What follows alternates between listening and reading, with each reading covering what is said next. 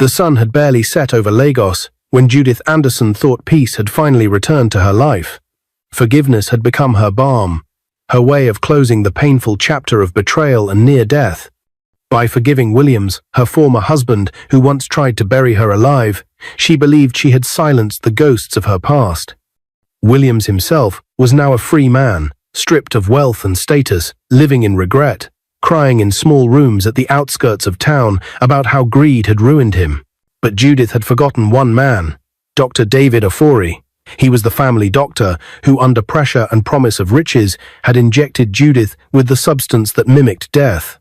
While Williams was released and pitied, David languished behind bars, his name erased, his medical license revoked, his hospital sealed, and his family scattered.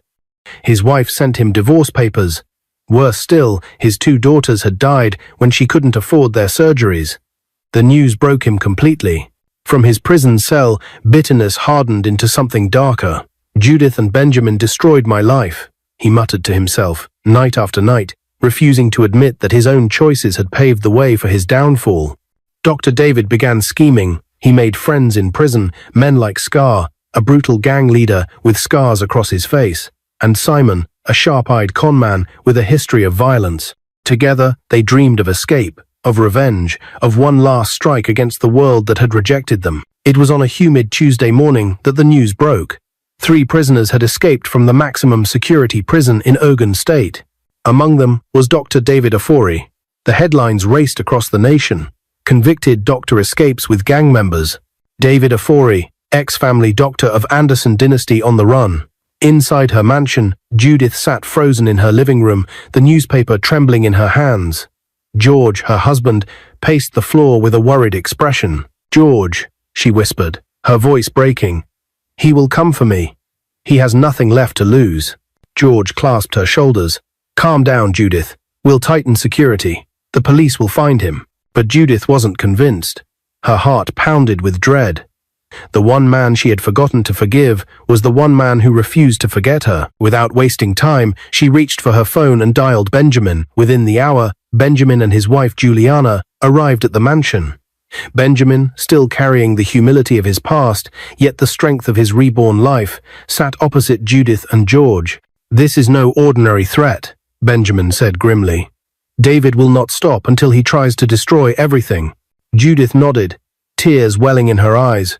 "I should have forgiven him too. Perhaps this is my biggest mistake." Benjamin shook his head. "No, Judith. His choices were his own. But now, we must prepare." That same night, in a shabby hotel on the outskirts of town, David sat with Scar and Simon. A single dim bulb swung overhead, casting shadows across their faces. David's once pristine doctor's hands were rough and scarred now. His eyes burned with fury. "Listen," he hissed, "I have nothing left. No profession, no family, no name. But I know one thing. Judith Anderson and that beggar turned hero, Benjamin, are the reason I am here. They celebrated while I rotted. Tonight, we plan. Soon, we strike." Scar leaned forward, his scarred lips curling into a sinister smile. "We follow your lead, Doctor. Who are the targets?" David's jaw tightened. "Judith, Benjamin, and her new husband, George. I want them to bleed as I bled." Simon chuckled darkly. "Then let's bleed them." The 3 men shook hands over the battered table, sealing a pact of destruction. The night was quiet at Judith's mansion. The security guards patrolled lazily, unaware of the danger lurking. Then gunfire shattered the silence. Bullets rained through the gates as Scar and Simon charged in with David behind them. Chaos erupted. Security scrambled, but before they could react, the attackers had forced their way into the main building. George rushed forward, shielding Judith, while Benjamin ran from the sitting room with only his fists to defend her. 2 shots rang out. George fell back with a bullet lodged in his left chest. Benjamin staggered, clutching his right chest as blood soaked through his shirt. Both men collapsed onto the marble floor, gasping, their eyes wide with pain. Judith screamed, rushing toward them, but David grabbed her by the arm and shoved her to her knees, his face twisted with rage. "You humiliated me, Judith," he spat, his spit flying. "You took everything from me. Do you know what it means to lose your children? To watch them die while you rot in prison?" Judith trembled, staring up at him. David, you destroyed yourself. Not me. But David's hand rose in fury. I will make you bow before me. I will slap you, humiliate you, and then bury you this time. No one will stop me. At that very moment, headlights flooded the driveway, and a storm of sirens filled the air. Armed police officers stormed the mansion. Drop your weapons, they shouted. David spun around, panic flickering in his eyes. Scar fired at the police, but was quickly shot in the leg. Simon tried to flee, but was gunned down in the thigh. Within seconds, the three were on the ground, screaming in rage and pain. David's voice thundered as officers cuffed him. Judith, I will return. You haven't seen the last of me. Judith collapsed in tears as paramedics rushed in. George and Benjamin, barely conscious, were placed on stretchers and rushed into waiting ambulances. Juliana clung to Judith, both women weeping uncontrollably. Save them, Judith begged the doctors in the emergency ward later that night, her voice breaking. Save them at all costs. I'll pay whatever it takes. The surgeons worked tirelessly, fighting against time. Hours stretched into an eternity. Judith and Juliana waited outside, holding hands, praying, every second heavier than the last. Finally, as dawn broke, the doctor emerged, his gown stained with sweat. His words came slowly. They survived. The surgeries were successful. But it will take time, patience, and strength for them to heal. Judith let out a sob of relief. She fell to her knees, thanking God, tears flowing freely. Inside the recovery room, she and Juliana entered quietly, their hearts breaking at the sight of George and Benjamin lying pale and bandaged. They took their husbands' hands gently, tears dripping onto the white sheets. Judith whispered shakily, "You gave your lives to save me. I will never forget this love." Outside, reporters were already gathering, the nation buzzing about the failed assassination attempt. But inside that cold hospital room, Judith and Juliana wept not for the headlines, but for the two men who had nearly died for love. The war with David wasn't just about survival anymore. It had become a battle for peace that seemed forever just out of reach. 2 days after the attack on Judith's mansion, Lagos was still buzzing with the news. Newspapers screamed bold headlines. Ex-doctor and prison escapees storm billionaire's mansion. Judith Anderson survives another deadly plot. The nation trembled at the thought of how close Judith, Benjamin, and George had come to death. Security across the city was heightened. Yet, for Judith, the most pressing matter wasn't the headlines, it was seeing her husband and her closest friend lying in hospital beds, their bodies covered in bandages. She spent her nights at the hospital, holding George's hand with one arm and stretching the other to clasp Benjamin's whenever Juliana, Benjamin's wife, was too tired to keep vigil. Each beep of the machines was a reminder of how fragile life was. But while her heart bled in the hospital, justice was preparing its stage. On a humid Friday morning, the High Court of Lagos was packed. Armed police officers lined the entrance as crowds surged, desperate to witness the trial of the infamous escapees. Inside the courtroom, tension buzzed. Journalists filled the back rows, their cameras flashing, pens scribbling feverishly. The defendants were ushered in, shackled, their orange prison uniforms stark against the polished wooden floor. Scar limped, his face set in stone. Simon scowled, muttering curses under his breath. And then came Dr. David Ofori, once respected, now a shadow of his former self. His once pristine white coats had been replaced by rags of shame. He avoided Judith's eyes, but anger radiated from him like heat. At the front sat the judge, Justice Emmanuel Dike, a middle-aged Nigerian man with a reputation for fairness and incorruptibility. His stern gaze swept the courtroom, silencing the murmurs. "All rise," the clerk announced. The trial began. The prosecutor, a sharp-tongued woman named Barrister Ada Okafor, wasted no time. "Your Lordship, the crimes before this court are grave. The defendants stand charged with unlawful prison escape, criminal conspiracy, attempted murder, and unlawful possession of firearms."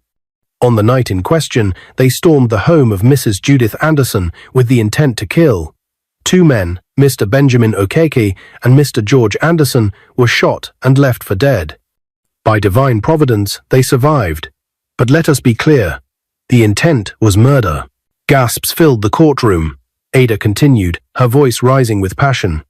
These men believed they could take the law into their own hands, but Nigeria is not a jungle. We will show evidence, we will bring witnesses, and we will prove beyond reasonable doubt that they deserve the full weight of the law. First came the security guards from Judith's mansion. Their testimonies painted the scene vividly, the sound of bullets tearing through the night, the chaos of Scar and Simon forcing their way in, and the sight of Dr. David holding Judith hostage. Next came Judith herself.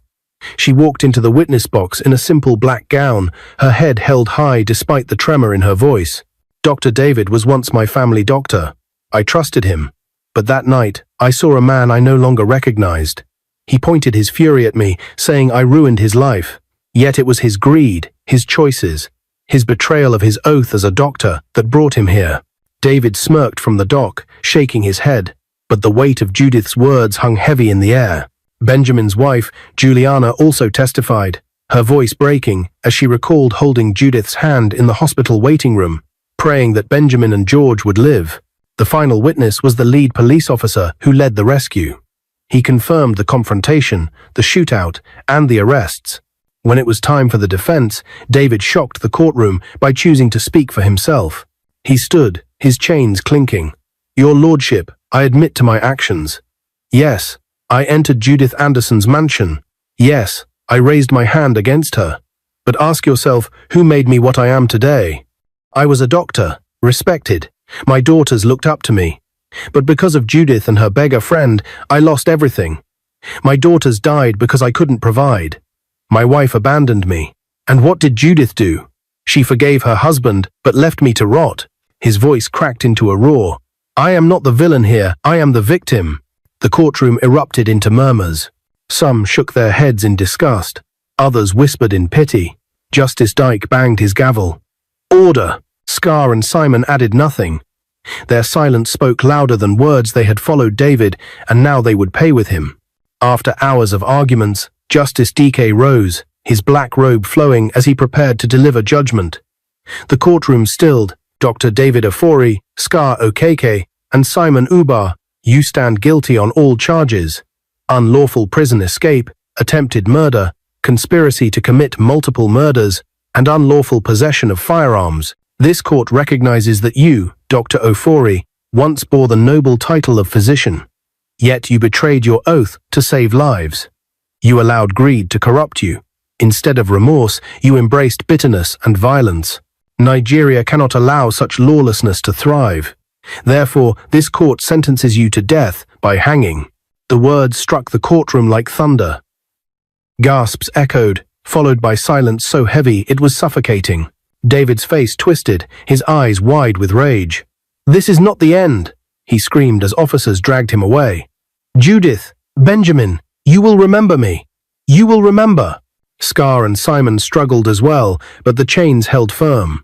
The gavel banged once more, sealing their fate. Among the spectators sat Williams Anderson, Judith's former husband.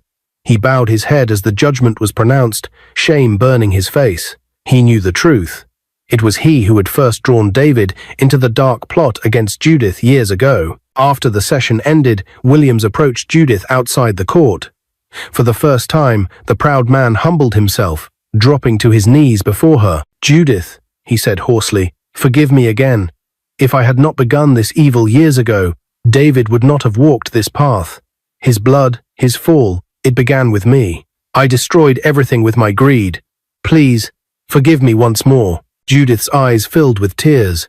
She placed a trembling hand on his shoulder. "Williams, I forgave you once, and I will forgive you again. But you must forgive yourself and learn from this. That is the only way forward." Williams nodded, his tears falling freely. He asked to follow her to the hospital to greet Benjamin and George, but she shook her head gently. "Not today, Williams.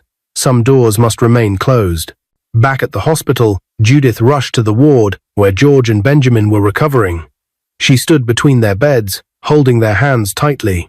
Juliana wept quietly by Benjamin's side, while nurses adjusted George's drip. "They sentenced David, Scar, and Simon," Judith whispered, her voice heavy with emotion. "Justice has been served, but I want you both to know something. The way you risked everything for me. I now fully understand how much I am loved and valued." Tears streamed down her cheeks as she kissed their foreheads. "Thank you for saving me." Benjamin squeezed her hand weakly, a small smile flickering on his lips. George blinked back tears, whispering, "For you, Judith, always."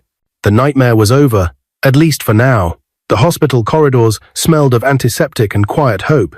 Days had turned into weeks since the bloody night at Judith's mansion, when bullets nearly stole the lives of George and Benjamin. Though the memory of that night still haunted everyone, the slow rhythm of healing had begun. Judith rarely left the hospital. She lived between two beds, George's and Benjamin's. By day, she read business reports by their side, her eyes flicking constantly to the monitors. By night, she prayed in hushed whispers, clutching George's hand in one room and Benjamin's in the other, as if holding on to both would keep death at bay. Juliana, Benjamin's wife, was a constant presence too. Her once bright smile had dimmed into weariness, but her strength was unmatched. "My husband will rise again," she repeated to anyone who asked. God did not bring him this far to abandon him. Recovery was far from easy. Benjamin battled fevers and infections, his chest bandaged tightly. Sometimes he groaned in pain so deep that Juliana would cradle his head, whispering prayers into his ears. George, too, endured sleepless nights, his breathing ragged as doctors worked to prevent further complications. One particularly hard night, Judith sat between their rooms, her head bowed, tears streaming silently. "Why must those I love always bleed for me?" she whispered into the quiet hallway. Benjamin, awake despite his weakness, heard her voice through the open door. He rasped, "Don't cry, Judith. We bleed, because love is worth it." Judith clutched the doorframe, overwhelmed by his words. Even at death's edge, Benjamin's heart was steady, the same heart that once beat in the shadows of homelessness and despair. Now shining in loyalty, the nation followed every update with rapt attention. Newspapers carried headlines about the men who risked everything for Judith. Crowds gathered outside the hospital daily, praying and holding candles. Strangers sent flowers, cards, and donations, filling the hospital lobby with reminders that the whole country was watching and hoping. Inside, however, it was the simple acts that mattered most. Judith spoon-fed George broth when he was too weak to lift his hand. Juliana wiped Benjamin's brow after every fever broke. Nurses hummed old Yoruba hymns as they changed bandages, their voices soothing the patients more than any medicine could. Slowly, strength began to return. Benjamin learned to sit up again, gasping but determined. George managed short walks with a nurse on either side. Each small victory felt like a triumph. While George and Benjamin fought for their lives, Judith carried another burden. She was summoned to court to testify during the sentencing review of Dr. David, Scar, and Simon. She walked into the courtroom in a white gown, her head high. Though the judge had already pronounced their death sentences, the law required one final confirmation. When asked if she had any words, Judith spoke softly but firmly. "I do not hate them. I will not waste my life on hatred. But justice must be done, for the sake of all who suffer when greed and anger consume men. Let their judgment serve as a lesson. Choices have consequences." Her words were broadcast across the nation, stirring debates about forgiveness, justice, and second chances. Yet, despite her calmness, inside Judith's heart was still a storm. 1 week after the judgment was implemented, Dr. David, Scar, and Simon were executed to serve as deterrent for anyone that want to follow their evil ways. At last, after 6 long weeks, the doctors delivered the news everyone had prayed for. George and Benjamin were stable enough to be discharged. The day of their release became a celebration. The hospital's courtyard overflowed with reporters, staff, and strangers who had come to witness the miracle. Judith stood at the entrance, tears already flowing, as 2 wheelchairs rolled out side by side. George, thinner but smiling, raised a weak hand in greeting. Benjamin, pale but alive, leaned on Juliana, his eyes glistening as he took in the crowd. Judith couldn't contain herself. She rushed forward and embraced them both, her sobs echoing across the courtyard. "Thank you," she whispered brokenly.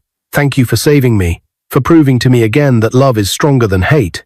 The crowd erupted in applause, some chanting prayers of thanksgiving. Cameras flashed, capturing the moment as a symbol of resilience and hope. Back at the Anderson mansion, the atmosphere transformed from fear to joy. The once haunted corridors now rang with laughter. Staff lined the driveway to welcome their masters home, singing traditional songs of survival. George insisted on walking slowly into the house, leaning on Judith's arm. Benjamin, with Juliana by his side, smiled faintly as he inhaled the familiar scent of the mansion's gardens. Inside, a feast awaited. Family, friends, and close allies gathered around the long dining table. There were prayers, songs, and speeches. Judith raised a glass, her voice steady despite the tears in her eyes. "This house was once filled with fear," she said, "but today it is filled with love. We have lost much, but we have also gained strength, faith, and family. Let this be the beginning of healing." Everyone raised their glasses in agreement. Later that evening, an unexpected visitor arrived. Williams, Judith's ex-husband, stepped quietly into the mansion. His shoulders stooped, his eyes red from crying. "I came to see them," he said softly. "To see the men who bled for the woman I once betrayed." Judith hesitated, then nodded. Williams walked to George and Benjamin, who were resting in the lounge. He knelt before them, his voice shaking. "I destroyed my own life with greed," he confessed. "And in doing so, I dragged David into the darkness. If not for me, none of this would have happened. I do not ask for friendship, only for your forgiveness." Benjamin looked at him, his face unreadable. Finally he said, "The past is gone. What matters is what you do with the life you still have. Be a better man, Williams." George nodded weakly. "Repentance is not in words, but in deeds. Live differently." Tears streamed down Williams's face as he bowed low. "Thank you. Thank you." That night, long after the guests had left and the mansion had grown quiet, Judith stood alone in her garden. The moonlight bathed her in silver as she gazed at the stars. She thought of all she had endured: betrayal, poison, near death, and gunfire. She thought of the men who had stood between her and death: George, her loving husband; Benjamin, her faithful friend. For the first time in years, she allowed herself to weep freely, not in fear, but in gratitude. "Lord," she whispered, lifting her face to the heavens, "thank you for giving me back my family. Thank you for showing me that love is worth every battle." The night air carried her words softly, as if the heavens themselves were listening. The healing season had begun.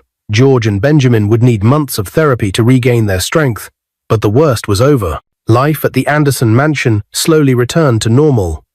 Judith managed her businesses with renewed determination, while also caring for the men she loved most. Juliana found herself smiling again, her laughter echoing through the halls as Benjamin teased her gently, even in his weakened state. Though scars remained both physical and emotional, there was hope. Hope that the shadows had finally lifted, hope that the future would bring peace. And as the year wore on, Judith realized something profound.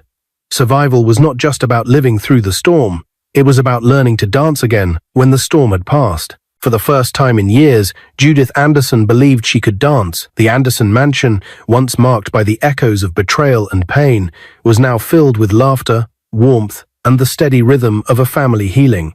Months had passed since the violent night, when bullets nearly claimed George and Benjamin. Though scars lingered, the two men grew stronger each day, surrounded by the love of their wives and the respect of a grateful household. But as Judith often reminded herself, life was not only about the past, it was also about the future.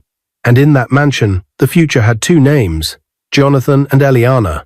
Jonathan, the son of Benjamin and Juliana, had inherited his father's sharp mind and his mother's quiet resilience. Eliana, the daughter of Judith and George, carried her mother's commanding grace and her father's warmth. The two had grown up almost like siblings, running through the mansion gardens, studying together under the watchful eyes of their parents. But as they matured, it became clear their bond was deeper than childhood friendship.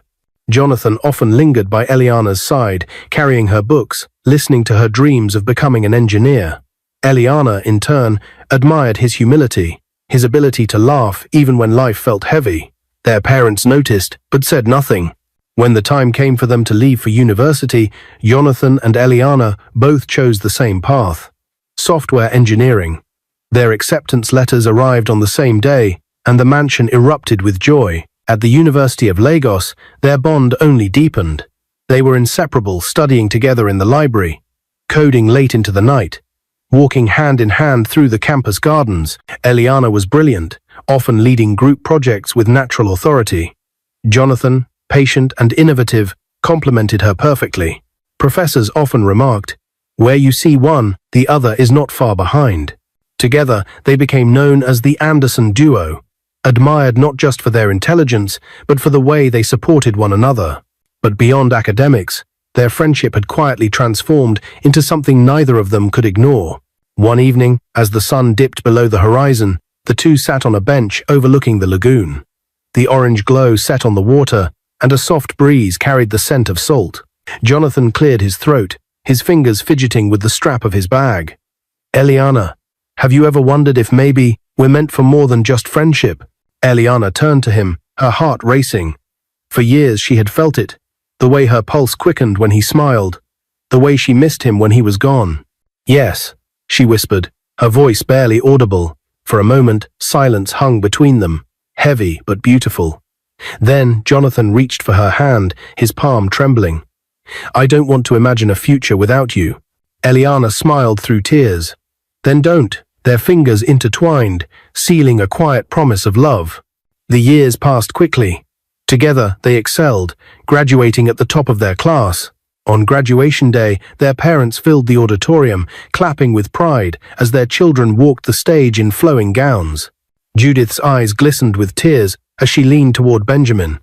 "Can you see? Our children are rewriting our story with hope." Benjamin nodded, his heart swelling with pride. "Yes, Judith. They are the future we never dreamed we could have." But with success came whispers. Some outsiders gossiped about their closeness. "Isn't it strange?" some muttered. The children of Judith and Benjamin becoming one. Others warned them that love could complicate their family ties. Jonathan and Eliana ignored the voices. They knew their love was pure, born not of scandal, but of years of shared trials and triumphs. It was a rainy evening in Lagos when Jonathan decided he could wait no longer. He invited Eliana to a rooftop restaurant overlooking the city skyline. The rain had stopped, and the night glistened with reflections of neon lights. As soft music played, he led her to the edge of the terrace. Her eyes widened as she saw candles arranged in a circle, their flames flickering in the wind. "Jonathan," she whispered, her hands flying to her mouth. He dropped to one knee, his heart pounding. "Eliana Anderson, you are my best friend, my partner, my everything.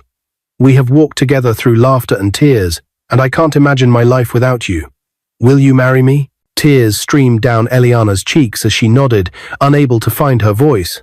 Finally, she whispered, "Yes, yes, I will." The restaurant erupted in cheers as Jonathan slipped the ring onto her finger. The next morning, they gathered their courage and sat their parents down in the mansion's grand sitting room.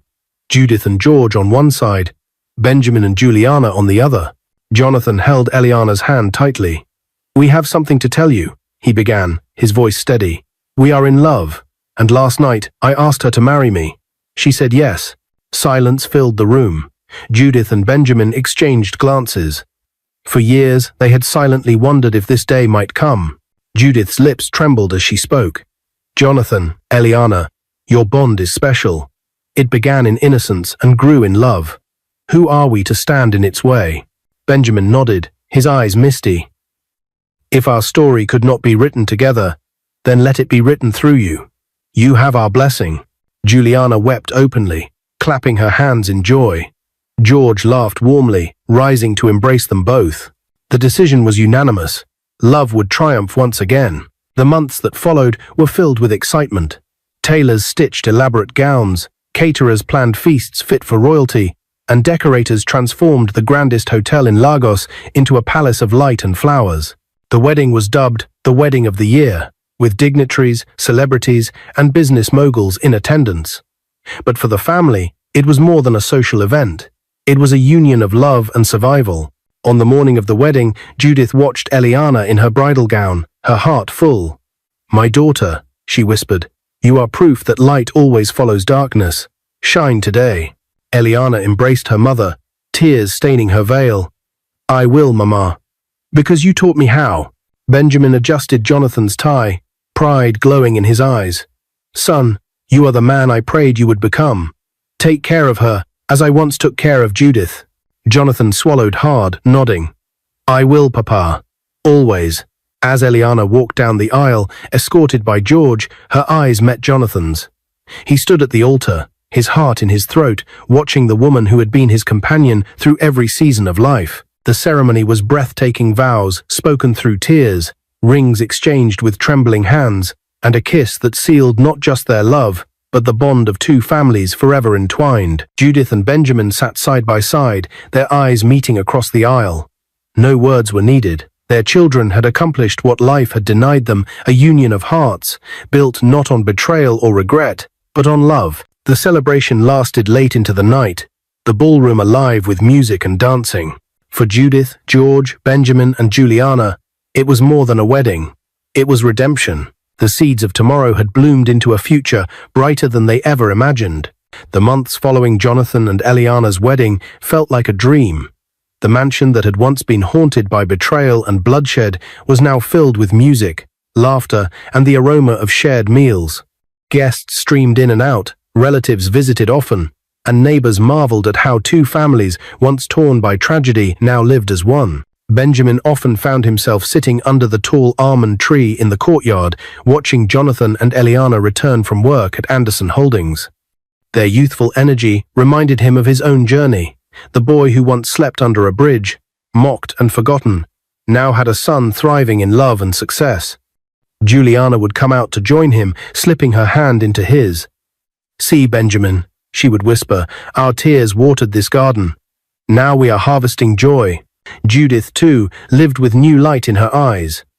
Years of pain had carved wisdom into her face, but now joy softened her features. George adored her deeply, and though their scars remained, they lived as if each day was a gift. One evening, as the family gathered for dinner in the mansion's grand dining hall, Eliana stood up, her hands trembling slightly. Jonathan rose beside her, his arm protectively around her shoulders. "Mama, Papa, Daddy, Mummy," she began, her voice shaky. "We have news." Juliana leaned forward. "What is it, my daughter?" Eliana's smile broke through her tears. "I am pregnant." "It's The room erupted in joy. Judith screamed with laughter, rushing forward to hug her daughter. George clasped Jonathan's shoulders, pride shining in his eyes. Benjamin and Juliana wept openly, holding each other as if the news had been for them too. The staff clapped, and songs of praise filled the hall. For Judith, it was more than the promise of grandchildren. It was proof that the family line, once threatened by betrayal, bullets, and bitterness, was not only surviving, but thriving. Eliana's pregnancy became the mansion's heartbeat. She was pampered endlessly. Judith insisted on supervising her diet. Juliana cooked her favorite soups, and Benjamin often sat by her side, sharing stories of resilience to keep her spirits high. At night, Jonathan would place his ear against her belly, grinning whenever he felt the slightest kick. "Our little one already wants to code," he joked. Eliana giggled, resting her hands on her stomach. Or maybe she wants to argue like Grandma Judith. They didn't know yet that fate had a double gift in store. The labor came suddenly one humid August night. The mansion was thrown into frenzy. Cars rushed through Lagos traffic as Eliana was taken to the hospital. Judith and Juliana followed closely, praying aloud, their rosaries and Bibles clutched tightly. Hours later, the cry of a baby pierced the night air. And then, another. The doctor emerged, his face beaming. "Congratulations. Twins, a boy and a girl, both healthy. The mother is resting." Judith collapsed into George's arms, tears streaming down her cheeks. Juliana fell to her knees, thanking God. Benjamin hugged Jonathan so tightly, the young man could barely breathe. When Eliana was wheeled out, exhausted but glowing, Judith kissed her forehead. "My daughter, you have doubled our joy." The babies were wrapped in soft blankets, the boy with tiny fists clenched, the girl with wide eyes already studying the world. They were named Jerry and Jessica, after loved ones gone but not forgotten. A month later, the Anderson Mansion's garden was transformed into a paradise of flowers and lights. Guests arrived in colorful Ankara, Gele, and Agbada, their laughter filling the air. Tables overflowed with jollof rice, grilled fish, plantains, and bottles of palm wine. A band played soft high-life music while children ran between the chairs, their laughter mingling with the adults. At the center, beneath a grand canopy, sat the proud parents with their twins cradled in white lace. Judith and George sat beside them, while Benjamin and Juliana occupied the other side, both couples glowing with joy. The ceremony was officiated by a pastor, his voice deep and commanding. He prayed over the children, blessing them with wisdom, strength, and favor. Traditional elders followed with chants, sprinkling symbolic water and cola nuts, declaring the twins as future bearers of legacy. When it was time for speeches, Judith rose slowly. A hush fell over the crowd. She stood with the microphone in hand, her elegant gown shimmering under the lights. Her voice trembled at first, but soon steadied, carrying across the garden like a song. Many of you see joy tonight, the birth of twins, the laughter of family, the union of two houses. But I see more than joy. I see survival. The crowd listened intently. There was a time when I was poisoned by those I trusted, when I lay in a coffin, about to be buried alive. And just when the earth was about to close over me, a man the world called a beggar shouted that I was not dead. That man was Benjamin. She turned, her eyes brimming with tears, and pointed to Benjamin, who lowered his head in humility. Years later, when evil returned to finish me, it was Benjamin again, and my husband George, who stood between me and death. They bled so I could breathe. They lay in their own blood, and yet they rose again. How can I not believe in miracles when I have seen them with my own eyes? Her voice broke, and Juliana reached up to dab her tears. Today, I look at my daughter Eliana and Benjamin's son Jonathan, and I see that our bond was not meant for scandal, but for destiny. If George and I could not marry Benjamin and Juliana, our children have done it for us.